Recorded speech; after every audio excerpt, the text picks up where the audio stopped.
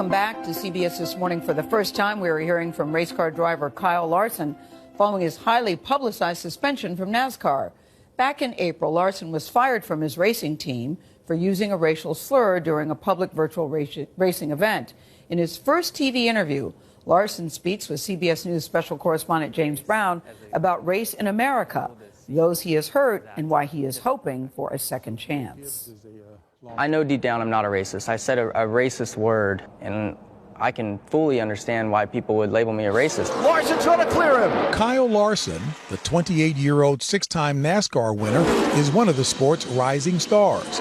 But back in April of this year, Larson was heard using the N-word while speaking on headset during a virtual racing event. You can't hear me?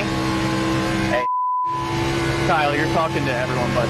What prompted you calling your friend, who is white, who was a spotter for you, why did you call him the N-word? I had raced with him in Australia, and you know, the group that we were with kind of used the word casually as a greeting. You know, I didn't use it in a way to, degrade or insult anyone. Now, when you say that it's kind of a term of endearment or it wasn't meant to be offensive, how is it that it's in use, and no matter what the circle, and people don't take offense at it? You know, it's not my word to use. I need to get it out of my vocabulary, and I have.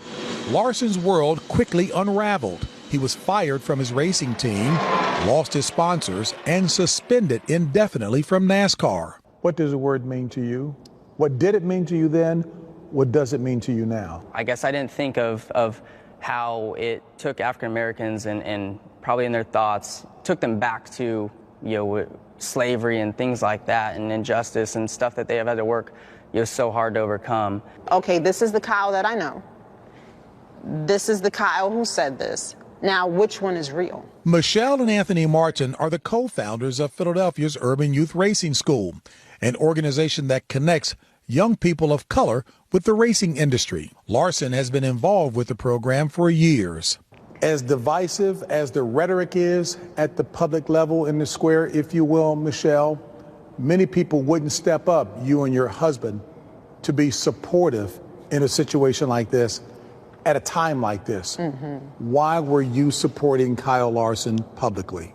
I had the opportunity to meet with Kyle face to face after it happened.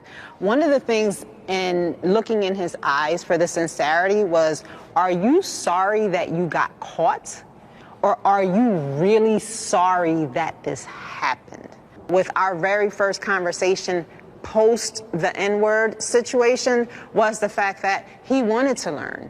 It was very emotional because I look up to him a lot. Jasier Fisher knows Kyle Larson well. The 18-year-old mechanical engineering student connected with Larson during his time at the racing school, and the two met face-to-face this summer to talk about what happened. When it happened, and it just had me thinking, like, as a African-American male, a lot of people in America see me as that word, and like for somebody like him to say that, it was like nothing less than heartbreaking. And for him to like speak to me, it gave me more reassurance that I can still look up to him and trust him. You said when most people in America probably look at you as being that N-word. Yes. You wanted to make sure that he wasn't thinking the same thing about you. Yes. Why should anyone believe that there's been a significant and real change in your heart? I understand, people who might not know me, if they might not believe it or think I'm just checking the box. And, I feel like I've definitely grown more in these last, 6 months than I have in the 28 years I've been alive. Had you given serious thought to if racing with NASCAR were to not be in your future, would that be too steep a price to pay for you? I don't think it would be too steep of a price to pay. What I said was extremely hurtful, and I would fully understand if I was never allowed to race another NASCAR race again. But I hope, I will get that opportunity to race with them. With that platform, I think I could, do some good things. James, I have to say I appreciate his apology. I also appreciate the fact that he sat down with you. Last time I checked, you are a black man, and he's looking at you face to face with a word that's very hurtful, and it did not seem to be an awkward conversation between the two of you.